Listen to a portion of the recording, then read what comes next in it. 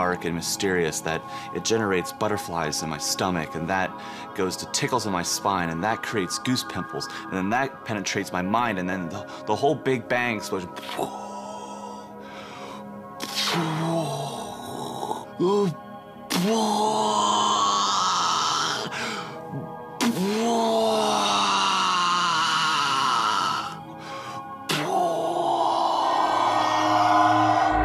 Comment accroître le super pouvoir de ton cerveau? Salut les guerriers, dans ce podcast je vais parler de ton cerveau et du super pouvoir que tu peux avoir justement si tu l'utilises à bon escient. Je pense que on néglige vraiment la capacité de notre mental à pouvoir nous permettre de justement parvenir à nos buts sans partir dans le délire motivation pure et dure, faut tout péter, mais vraiment notre cerveau vient d'un bon nombre d'évolutions. Et vraiment, notre cerveau est capable de nous permettre de faire des choses prodigieuses. Et comme j'aime bien le dire, le mental, c'est vraiment 80% de notre moteur dans ce bas monde. Et d'ailleurs, en parlant de mental, il y a un livre qui est disponible dans la description. Il suffit simplement de cliquer et de me passer ton meilleur mail. Je t'enverrai ça par la suite dans ta boîte mail. C'est développe ton mental de guerrier. Dans ce livre digital qui a été téléchargé plus d'une centaine de fois, je parle de ma vie de boxeur aussi dans la boxe main nue. Mon but en fait dans cette partie-là, de cette première partie, c'est de te rentrer dans l'état d'esprit d'un boxeur et pourquoi d'ailleurs en général les boxeurs ont cette appréhension de la vie assez intéressante, car la boxe est assez similaire à la vie et il y a une deuxième partie, elle basée plus sur toutes les lectures que j'ai pu faire et mon but est de te permettre de changer ton état d'esprit et de comprendre que tu es aux manettes de ta vie et que tu peux par toi-même avoir plus confiance en toi, que tu peux développer ton leadership pour ta vie. D'ailleurs, il y aura un groupe privé où je t'enverrai un maximum de mails pour t'inspirer. Donc dans ce podcast, je vais parler de 4 points très essentiels justement pour accroître ton état d'esprit, accroître ton mindset. D'ailleurs, reste vraiment jusqu'à la fin. La dernière chose que je vais te dire va être très impactante. Et d'ailleurs, pour commencer, le premier point très important pour justement accroître le super pouvoir de ton mental, c'est vraiment la confiance en soi. C'est vraiment une chose qu'il faut te dire, c'est que vraiment la confiance en soi est la chose qui permet de débrider ton cerveau. Bien souvent, la différence entre, comme disait Cus de Mato, la différence entre un lâche et un champion, c'est que consciemment, le champion va en dehors de sa zone de confort et monte sur le ring face à un adversaire, qu'il soit plus faible ou plus fort, il rentre sur le ring malgré la peur. Tous les deux ont peur, mais en somme le champion consciemment fait en sorte de sortir de sa zone de confort. Et donc c'est vraiment une chose très importante de faire en sorte d'avoir confiance en soi. Après, je trouve que ce terme est un peu peut-être biaisé. Avoir confiance pour avoir confiance, c'est assez facile à dire en fait. Je pense que la chose essentiel justement pour accroître ta confiance, surtout dans une compétence, c'est de t'éduquer et de pratiquer massivement justement dans ce domaine. C'est un peu biaisé ce terme, avoir confiance en toi, on dit beaucoup ça, c'est comme pour la motivation, on parle beaucoup de motivation et tout. Mais je pense que pareil pour la motivation et la confiance en soi, c'est une chose qu'on a tendance à chercher. On cherche la confiance en soi, on cherche la motivation. Et je pense que il faut vraiment changer son point de vue et se dire qu'en fait, que ce soit pour la confiance en soi ou pour la motivation, en fait, il faut pas la chercher en fait. Elle se trouve en toi et il faut plutôt faire l'action en fait. Il faut consciemment en fait être motivé. Il faut être consciemment aussi être confiant. Je pense que inconsciemment on a tous une part de manque de confiance en soi et inconsciemment on a tous peur. Mike Tyson, avant de monter sur le ring, avait une peur bleue. Justement, c'est pour ça qu'il terminait ses combats avant la limite, car il voulait se prendre le moins possible de coups. Les coups lui faisaient mal. Et voilà, son but, par peur justement des coups, et ben justement, il fonçait dans l'art de son adversaire. Il lui donnait aucune chance pour justement qu'il le frappe, et il l'assommait le plus vite possible. D'ailleurs, une personne qui rentre sur le ring et qui n'a pas peur, justement, est en très grand danger, car j'avais une vidéo de Mayorga qui se prenait plusieurs coups et qui mettait pas sa garde et qui disait à son adversaire, ouais, frappe-moi. C'est un combat entre Ricardo Mayorga et Chev Mosley. Et ben malgré le fait qu'il n'ait pas peur des coups, il a perdu ce combat avant la limite. C'est pour te dire que la peur est tout à fait normale. Notre cerveau, il est fait pour constamment avoir des peurs sur tout, être paranoïaque. On est paranoïaque nativement. Donc voilà, on te vend beaucoup de la motivation via les vidéos. Ça te permet de te faire un sursaut de motivation. Après, tu vois que après cette motivation s'estompe. C'est un peu, on va dire, c'est comme manger beaucoup de bonbons, mais néanmoins, en fait, la motivation et la confiance en soi, c'est plutôt comme des légumes, et il faut justement, c'est pas forcément bon à manger, et c'est justement à toi consciemment d'aller vers cela. Après, comme je t'ai dit, avoir confiance pour avoir confiance, je pense que c'est, comme je dis, le terme est biaisé. Je pense que la chose très importante, c'est aussi surtout de créer des compétences. C'est-à-dire que ces compétences-là te permettront d'avoir une expérience, et donc te permettront par la suite d'avoir cette confiance justement dans cette compétence. Et d'ailleurs, en te parlant de la confiance en soi, on peut aussi être totalement confiant sur un domaine de nos vies et pas forcément être confiant sur d'autres domaines. C'est-à-dire pas être confiant, être super confiant plutôt en boxe anglaise ou dans son domaine, et être totalement avoir aucune confiance en soi dans le couple.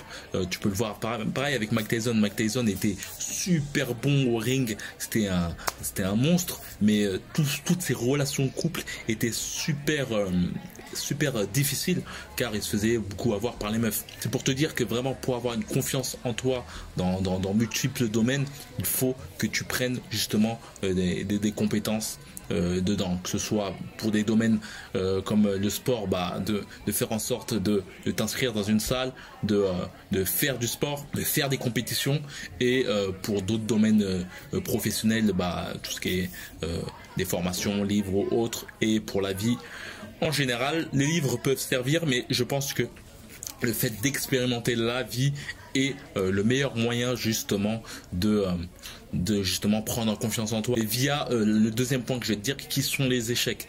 Les échecs sont le parfait moyen justement pour gagner en confiance en toi.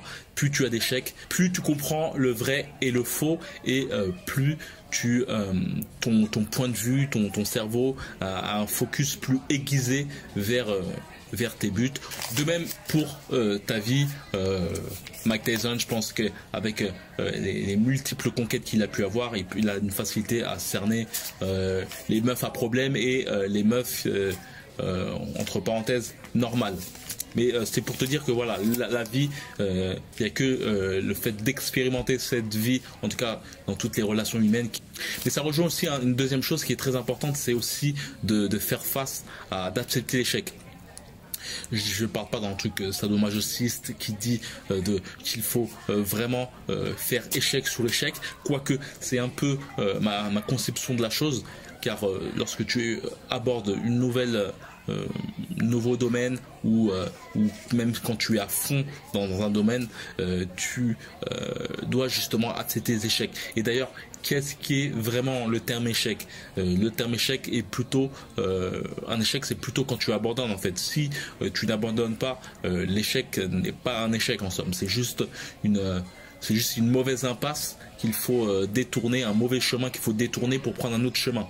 Si tu as déjà eu l'occasion de faire de la boxe ou si tu es sportif, tu n'arrêtes pas un sport ou tu n'arrêtes pas la boxe au premier échec. Tu continues inlassablement jusqu'à la fin de ta carrière. Et c'est pareil pour la vie. Je pense qu'on est tous voués, même si on ne souhaite pas sortir de notre zone de confort, on est tous voués au gré de la vie de subir des échecs, comme on peut le voir à l'instant avec le confinement qui peut être considéré comme un échec si on le voit de façon négative, mais ça peut être aussi une épreuve. C'est ça aussi qui est intéressant de voir, de se dire, c'est que bien souvent les échecs, comme entre parenthèses, peuvent aussi être en fait des tests de la vie qui justement nous met en épreuve pour savoir si on est légitime ou pas pour ce que l'on souhaite entreprendre. Un autre point qui te permettra d'accroître ton mental, c'est vraiment d'avoir un focus sur un objectif dit. C'est vraiment l'une des choses importantes. Bien souvent, je peux le voir que un bon nombre de personnes ne savent pas forcément qu'est-ce qu'ils feront dans 1 an ou dans 2 ans et n'ont pas forcément d'objectifs même chiffrés. La chose à dire, c'est que ton cerveau, il faut vraiment le voir comme une sorte de rayon laser. Et en somme, le fait de t'imposer des objectifs, par exemple, tu peux le voir lorsque tu dis dans 1 mois, je dois perdre tel kilo, et ben ton cerveau fait en sorte de donner comment dire, la force pour arriver à cet objectif le mois qui arrivera. Tu peux le voir même via les études que tu as pu avoir, que bien souvent on s'active beaucoup plus à la fin de semaine des épreuves. 2-3 semaines avant les épreuves, on se met à fond, et c'est bien souvent dû au fait que durant la rentrée, on pense aucunement aux épreuves, et c'est justement à 2-3 semaines avant les épreuves qu'on pense justement à l'échéance, qu'on s'active le plus, et on s'aperçoit que en fait le cerveau a une facilité en fait dès que tu lui crées un objectif avec une période donnée, une deadline comme on dit, ton cerveau a cette facilité justement à s'activer à mort pour être prêt à l'échéance. Une autre comparaison, c'est en somme un boxeur, surtout à ce moment-là, a une grande difficulté à s'entraîner lorsqu'il n'a pas d'objectif, lorsqu'il n'a pas de combat, et voilà, c'est très très très difficile. Dès que tu lui mets un combat, une date, une personne, bam, il peut se remémorer, se dire ouais, ça va être là, tac tac tac, je dois perdre ça, je dois faire telle combinaison, tac tac tac, je dois être, tu vois, c'est vraiment très important d'aider ton cerveau à pouvoir se diriger vers quelque chose. Il faut voir comme un navire qui se focalise sur un phare. Et la chose à te dire, c'est que dans notre vie, en fait, il y a plein de phares, en fait. Si tu te focalises pas sur un phare, eh ben, tu risques de tourner en rond, car tu risques à chaque fois de prendre ce phare, puis l'autre phare, et tourner en rond au bout du compte. Lorsque tu as un phare, tu vas tout droit vers celui-là, et puis quand tu arrives, tu peux changer de direction par la suite. Et pour finir, il y a une chose très importante à te dire, c'est que ton inconscient, l'inconscient de ton cerveau est très très très puissant. On peut voir la chose de façon divine, mais notre inconscient est très puissant. Tu peux le voir que bien souvent, lorsque on dit je cherche quelque chose au bout de la langue, il suffit simplement par exemple de changer de sujet, de faire quelque chose, et tac, ton cerveau te redonne ce fameux nom. Et c'est une chose très intéressante aussi à faire, c'est d'écrire. D'ailleurs, dans le livre où je te parle de ça justement, n'hésite pas à le télécharger, c'est dans la description. Je te parle d'une technique pour réfléchir. Lorsque tu as trop d'interrogations sur toi, et à place de réfléchir dans ton cerveau, le fait de réfléchir en toi, en fait, t'amène à avoir des mauvaises pensées, en fait. Et le fait de réfléchir sur une feuille avec un stylo te permet justement de délester toutes ces pensées sur une feuille. Il y a le principe des 5 questions, c'est-à-dire qu'à chaque fois tu dis je suis fâché, après tu te questionnes pourquoi tu es fâché, après tu as une réponse à ça, donc après tu te questionnes sur cette réponse, et tu fais ça 5 fois. Ça te permet d'avoir un point de vue plus plus aiguisé, car bien souvent il est très très difficile de s'interroger sur nos pensées qui sont très très très mouvantes. De même que par exemple moi, pour chercher des idées de vidéos, j'ai tendance à inconsciemment, voilà, mon cerveau me donne des idées de temps en temps, comme tout à chacun, et en fait je les note sur un cahier afin de permettre à mon cerveau de me donner d'autres idées. Et tout cela vient en fait de mon objectif de créer un max de vidéos et de podcasts comme actuellement. Et voilà, ton cerveau en fait est ton meilleur allié. Il y a ton côté conscient qui peut comment dire, avoir pas avoir confiance en toi, pas avoir assez de motivation, mais si consciemment justement tu donnes plus de motivation, si consciemment tu vas vers plus de confiance en toi en acceptant qu'il y a des risques de défaite et que d'ailleurs ta volonté est très très très puissante.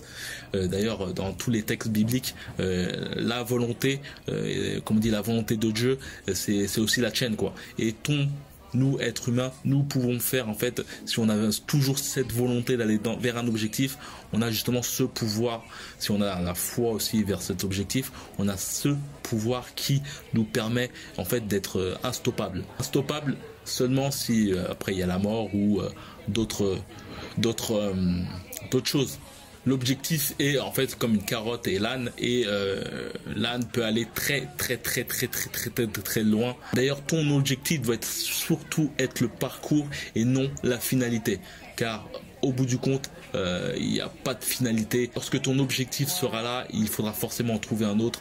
L'homme est comme ça, il a besoin constamment d'avoir d'autres objectifs. Et donc voilà, vraiment la dernière chose que je vais te dire, c'est vraiment que l'inconscient, tu peux voir la chose de façon divine, mais vraiment l'inconscient est vraiment puissant. Mais surtout puissant, d'ailleurs ça va être mon dernier point, surtout puissant si tu lui mets de la bonne nourriture. Fais en sorte de prendre en compétence, surtout de prendre du contenu, que ce soit visuel, tout ce que tu regardes à la télé ou tout ce que tu regardes en général, que ce contenu soit sain au mieux que tu peux. On est submergé de beaucoup de choses sur internet, c'est difficile de se capter vers de bons contenus, mais il faut voir que tous les contenus que tu regardes, c'est comme de la nourriture en fait, c'est ton cerveau les assimile, et voilà. Donc voilà, comme j'ai pu le dire, il y a mon livre dans la description qui est disponible. Développe ton mental de champion. Il suffit simplement de cliquer, d'apposer ton meilleur mail, et par la suite je t'envoie ça dans ta boîte mail. Ensuite tu recevras aussi d'autres mails qui auront pour but de augmenter ton état d'esprit. Comme j'aime bien le dire, l'état d'esprit, le mental, c'est 80% de notre moteur pour avancer vers une vie que l'on souhaite. Chacun a sa vision de vie, et donc voilà. Comme d'habitude, que la boxe avec toi, force.